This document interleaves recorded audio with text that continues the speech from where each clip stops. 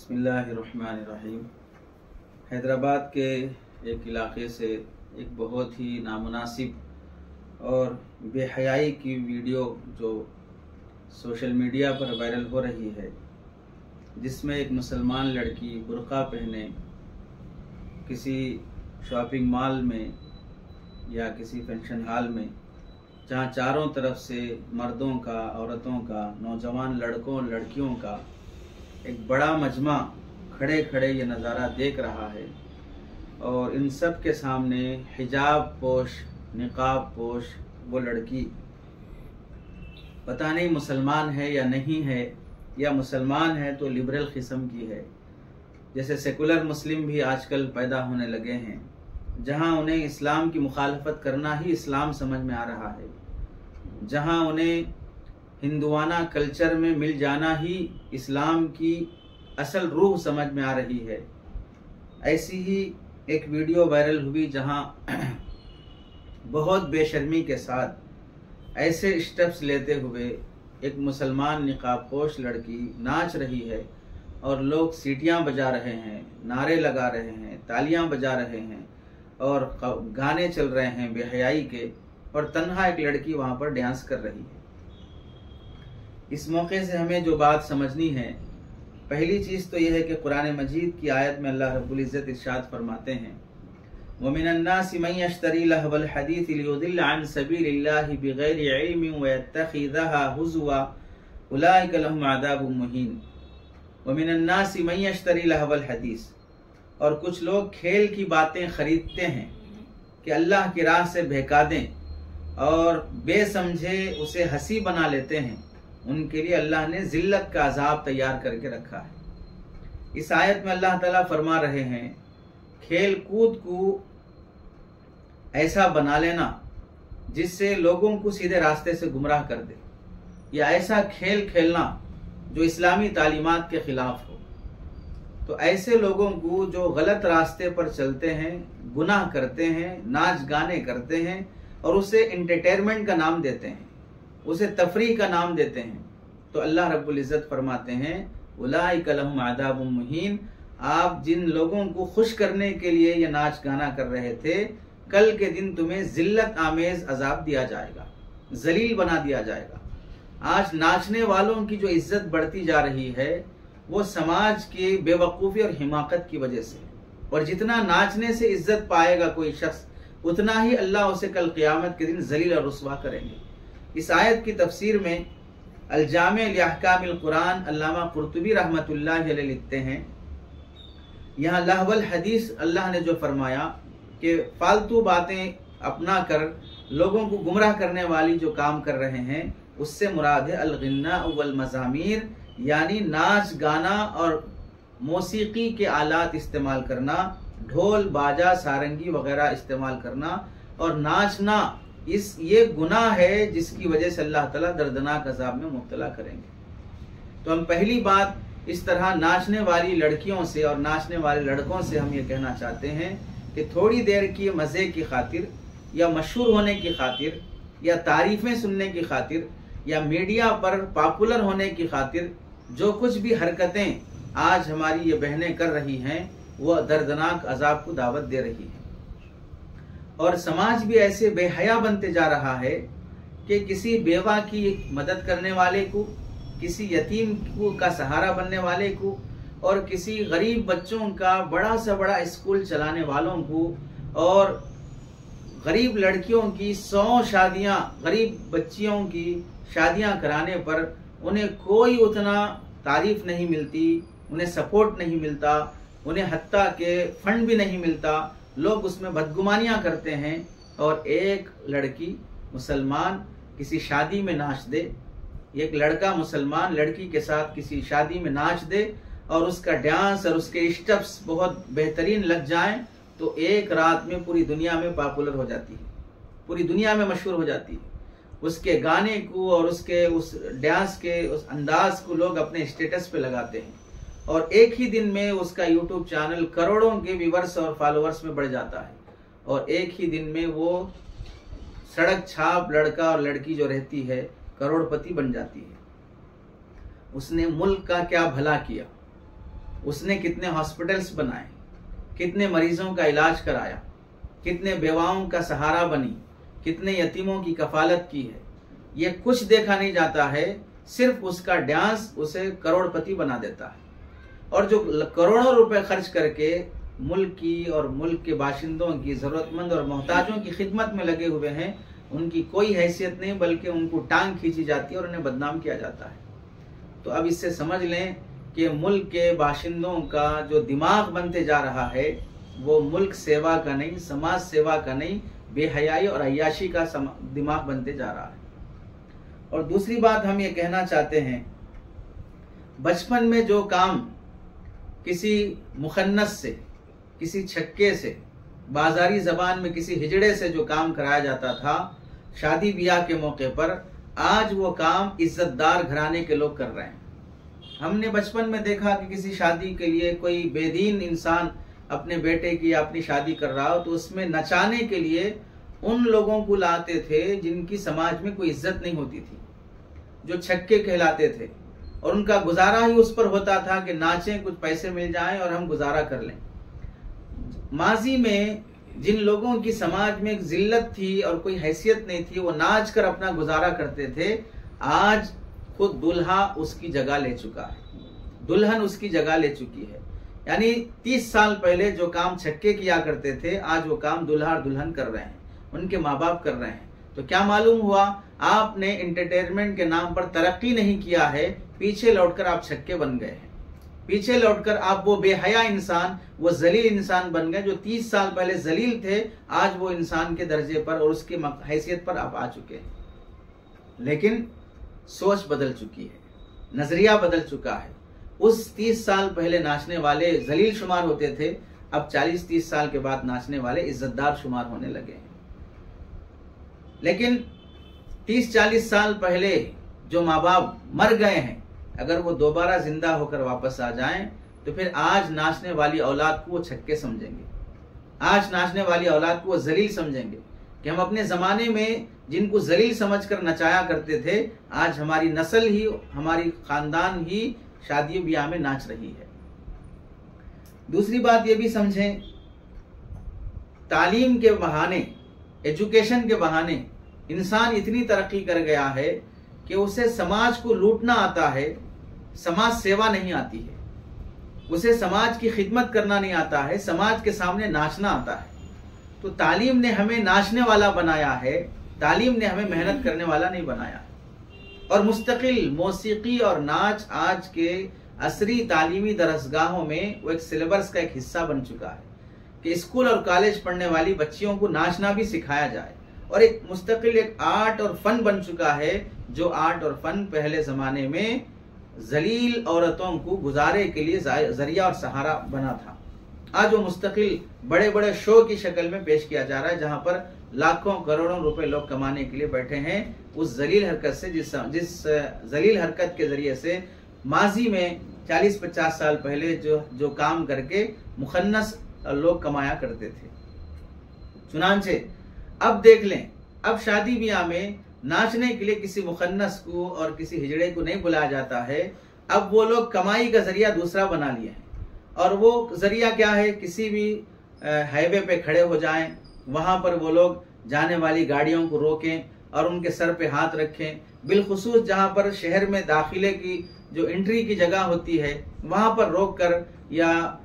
Toll gate के पास रोक कर वहां वो पैसा वसूल करते हैं, और लोग उन्हें मुकद्दस भी समझ रहे हैं। उन्होंने अपना पेशा छोड़ दिया, क्योंकि अब उस फील्ड में नाचने वाले खुद घर वाले हो गए हैं, नाचने वाली पढ़ी लिखियां लड़कियां हो गई हैं। अब हमारे नाचने से क्या फायदा। वो पेशा जो किसी जमाने में हिजड़े लोग किया करते थे वो छोड़कर आ गए, अब वो पेशा हम लोगों ने इख्तियार किया, हमारी बच्चियों ने, अब वो दूसरे पेशे में चले गए। दूसरी बात हम ये कहना चाहते हैं, तालीम इंसान को इंसान बनाने के लिए होती है, तालीम इंसान को हैवान बनाने के लिए नहीं होती है। अल्लामा इकबाल ने कहा था अलैहि रहमा, खुश तो हैं हम भी जवानों की तरक्की से मगर, खुश तो हैं हम भी जवानों की तरक्की से मगर, लबे खंदा से निकल जाती है फरियाद भी साथ, लबे खंदा से निकल जाती है फरियाद भी साथ, मैं समझता था कि लाएगी फरागत तालीम, मैं समझता था लाएगी फरागत तालीम, क्या खबर थी कि चला आएगा इल्हाद भी साथ,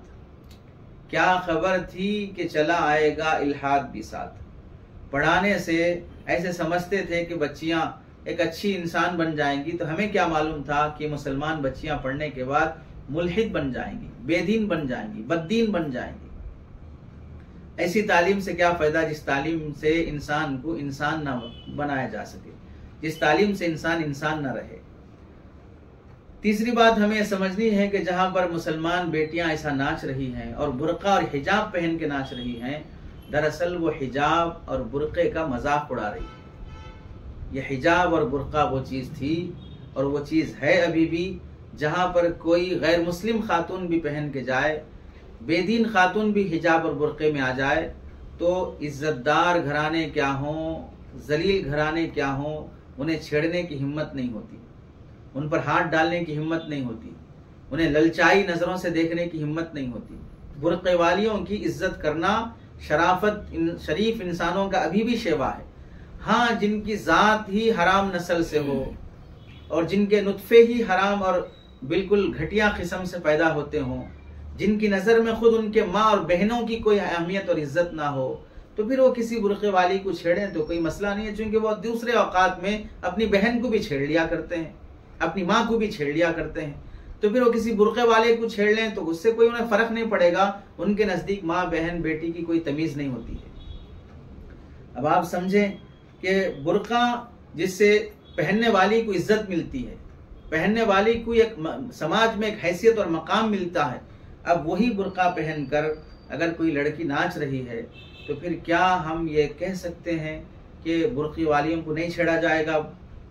जब तुमने खुद ऐसा मौका पेश कर दिया कि बुर्का पहनकर नाच कर तुमने अपनी इज्जत घटा दी, बुर्के की हैसियत और मकाम तुमने घटा दिया, तो अब कल के दिन बुर्के वालियों को भी छेड़ा जाएगा,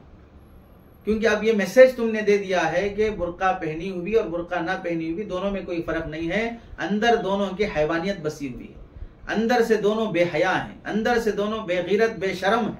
तभी जाकर वो स्टेज पर बुर्का पहन के नाच रही है। नाचा तुमने, अय्याशी की तुमने और अपनी एंटरटेनमेंट के नाम पर अपनी खानदानी इज्जत को खाक में मिलाया तुमने, लेकिन बदनाम किया उन तमाम बुर्के वाली लड़कियों को जो इज्जत और शराफत के साथ जीना चाहती हैं और बुर्का पहन के निकल कर वो समझती हैं कि मैं बहुत सिक्योरिटी के साथ निकल रही हूँ, बहुत सेफ हूँ, बुर्का मेरी हिफाजत करेगा। तुमने बुर्के की धज्जियां उड़ाकर उन बुर्का पहनने वाली लड़कियों का भी तुमने मजाक उड़ाया। कल के दिन कोई भी उसे छेड़ सकता है। तुमने बुर्का पहनकर नाच कर ये दावत दी है कि मुझे भी छेड़ो, कि बुर्के में भी छेड़ा जा सकता है। जब मैं खुद नाच रही हूं तो तुम्हें क्या हुआ कि मुझे नहीं छेड़ रहे हो, मेरे नाच पर सीटियां नहीं बजा रहे हो, मेरे नाच पर तालियां नहीं बजा रहे हो। ये दावत देना ये इस बात की हरकत है कि तमाम बुर्के वाली लड़कियों की इज्जत नीलाम करने पे आई हो। हिजाब का एहतराम इतना था समाज में, हमने देखा और तुमने भी देखा होगा वो वीडियो जिसमें एक स्टेज पर मुसलमान लड़की किसी फिल्म के ओपनिंग के मौके पर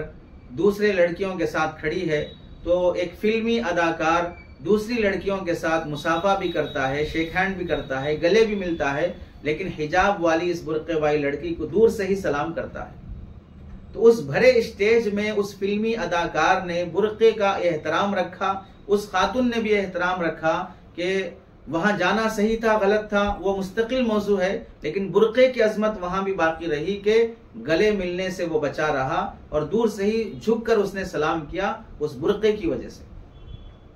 और आज यही बुर्का पहनी हुई लड़कियां अगर नाचती हों तो फिर तमाम बुर्के वाली लड़कियों को ये बेइज्जती और बेहयाई की दावत दे रही है।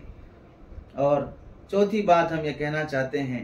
क्या माँ बाप अपनी बच्चियों को इस तरह की हरकत करते हुए नहीं देखते हैं जब सारी दुनिया देख रही है? क्या उनके भाइयों तक ये वीडियो नहीं पहुंचता है जहां पर उनकी बहन नाच रही है, उनकी बेटी नाच रही है? क्या ऐसी बेटी के लिए अच्छे रिश्ते की आप उम्मीद कर सकते हैं जहां खुले बाजार में बेटियां नाच रही हों, जहां खुले बाजार में वो दूसरों के लिए एंटरटेनमेंट का सामान बन रही हो? क्या आपने बच्चियों को इसीलिए पढ़ाया था कि आपकी बच्चियां बाजार में नाचें, आपकी बच्चियां किसी शॉपिंग मॉल में नाचें, इसलिए पढ़ाया था? सिर्फ इस उम्मीद पर कि आज नाचती हुई वीडियो में आ जाएगी तो हो सकता है कल किसी फिल्मी अदाकारा बन जाएगी, किसी फिल्म की हीरोइन बन जाएगी। आप पूछ लें उन तमाम सेलिब्रिटीज से जो हीरोइन बनी हुई हैं, क्या वो सुकून से जी रही हैं? क्या उनकी इज्जतें महफूज हैं? जहां पर सुसाइड करके मर रहे हैं आए दिन, वहां अपनी बच्चियों को भेजना चाह रहे हैं इस डांस के बहाने से। आप देख लें, अगर किसी माँ बाप को अपनी बच्चियों के इस नाचने पर शर्म नहीं आ रही है, अगर किसी भाई को अपनी बहन के नाचने पर शर्म नहीं आ रही है, तो फिर यही बात है कि वो भी नाचने वाले खानदान से हैं, वो भी नचाने वाले खानदान से हैं, कि खुद नाचा करते थे, गाया करते थे। उनकी नस्ल में कोई ऐसा था जो नाचकर ही गमाया करता था, जो आज वही औलाद इस एंटरटेनमेंट के नाम पर बेहया बनती जा रही है। और फिर एक बात ये भी समझने की है, जिस कौम की बेटियां इतनी हयादार थीं कि फरिश्ते भी उनके आंचल से वजू कर सकते हों, जिस कौम की बेटियां इतनी हयादार थीं, जिसका दामन और पल्लो पकड़कर कहत साली के दिनों में अल्लाह से बारिश मांगी जाए और ये कहा जाए कि इस माँ के पल्लों का वास्ता, जिसके चेहरे को आज तक किसी गैर महरम ने नहीं देखा और जिसने आज तक किसी गैर महरम को नहीं देखा, आसमान से बारिश बरसा दे, उसके हाथों से उस औरत का पल्लो छूटने से पहले ही बादल गरज कर बारिश बरसता है। इतनी हया के साथ जीने वाली वो माएं आज कहां चली गईं? क्या ऐसी बेहया लड़कियों के गोदों में हयादार बच्चे पैदा हो सकते हैं? क्या इनकी गोदों से मुल्क को अमन और शांति बख्शने वाले नौजवान पैदा हो सकते हैं? क्या फिर इन बहनों की गोदों में किसी टीपू के पैदा होने का हम इंतजार कर सकते हैं, जहां पर बेहयाई ही उनकी जिंदगी का खुशआइन और मकसद जिंदगी बन चुका हो, जहां खुशी और राहत उन्हें उसी में मिलती हो कि वो बेहया बन जाएं? तो फिर उस नस्ल के पनपने का, उस कौम की तरक्की का, उस कौम को जिल्लत की घाटी से निकालने का सामान अब उन गोदों में कोई औलाद ऐसी पैदा नहीं हो सकती। और फिर एक बात ये भी हमें समझना है कि ये सारा मंजर जो देख रहे हैं उसमें मुसलमान भी हैं, गैर मुस्लिम भी हैं, लेकिन किसी मुसलमान भाई को यह हिम्मत नहीं हो सकती कि वो अपनी बहन को रोक सके, बुर्का पहने वाली उस लड़की को रोक सके। ज़मीर हम सब का मर चुका है और बेहयाई इतनी आम हो चुकी है कि हयादार इंसान का वहां ठहरना बहुत बड़ा जुर्म बन चुका है। शरीफ इंसानों का ऐसे शॉपिंग मॉल्स में आना और जाना बहुत बड़ा क्राइम बन चुका है कि हम इज्जत के साथ बाजार नहीं जा सकते, क्योंकि बेइज्जत लोग और बेहया बेशरम लोग ही यहाँ पर आ सकते हैं। शरीफ लोगों की यहाँ पर कोई जगह नहीं है। और अफसोस तो तब होता है जब इतना सब कुछ होने के बाद फिर कोई शख्स ये कहता है कि नाचना एक वर्जिश है,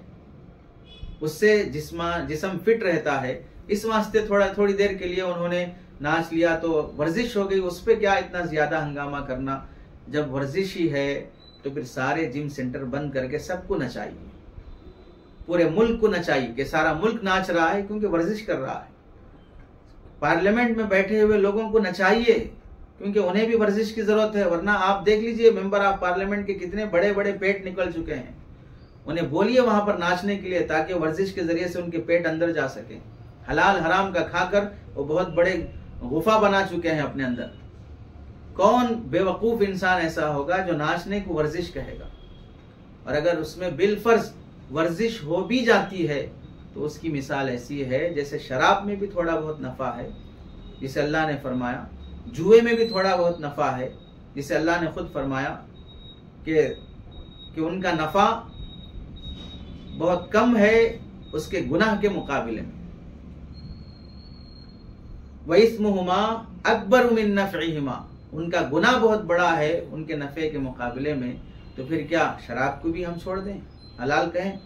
जुए को भी हम छोड़ दें, हलाल कहें? नफा तो किसी ना किसी चीज में होता है, तो जिसमें थोड़ा भी नफा हो उसे हलाल कर दिया जाए, उसे जायज कर लिया जाए। तो फिर जो ऐसा समझता है उन्हें यह भी चाहिए था कि ऐसे ही क्यों नचाए, फिर शराब पिला के नचाना चाहिए था, जुए में नचाना चाहिए था जैसे कि हो रहे हैं। तो कोई शख्स इसे ऐसा नहीं कह सकता कि यह नाचना वर्जिश की खातिर है। वर्जिश मुस्तकिल अलग फन है, अलग हुनर है और उसके कमाल और उसके फायदे अलग हैं। और नाचना एक बेहयाई है। इस वास्ते जहाँ इस नाचने की वजह से इस्लाम की तौहीन हुई है, बुर्क़े और हिजाब की तौहीन हुई है, वहाँ मुसलमानों की तौहीन हुई है, बुर्का पहनने वाली बेटियों की तौहीन हुई है। हम अपनी बहनों से दरख्वास्त करते हैं कि वो दिन आने से पहले, जिस दिन बुर्का पहनने वाली लड़कियों को बाजार में निकलना तंग कर दिया जाए और उन्हें हॉस्पिटल जाना, मार्केट जाना, अपने बेटे की और बेटी की खातिर दवाई खरीदने जाना भी जालिम मुजरिम बेहया लोग तंग कर दें, हमारी इन हरकतों की वजह से उस दिन से पहले तौबा कर लें, वरना फिर वो दिन आएगा कि आज इंटरटेनमेंट के नाम पर नाचा गया है, कल के दिन जालिम कौम मजबूर करेगी सारे लोगों के सामने बेहिजाब नहीं बरहना नाचने पर। आज तो हिजाब के साथ नाचे हैं, कल नंगे नचाने पर मजबूर कर दिया जाएगा। वो दिन भी आ सकता है। इस्लामी शायर की तौहीन की वजह से हम अल्लाह से दुआ करते हैं कि अल्लाह उस दिन से हम सब की हिफाजत करे और हमारी इन बहू बेटियों को भी सही समझ और सही सलीका नसीब करे।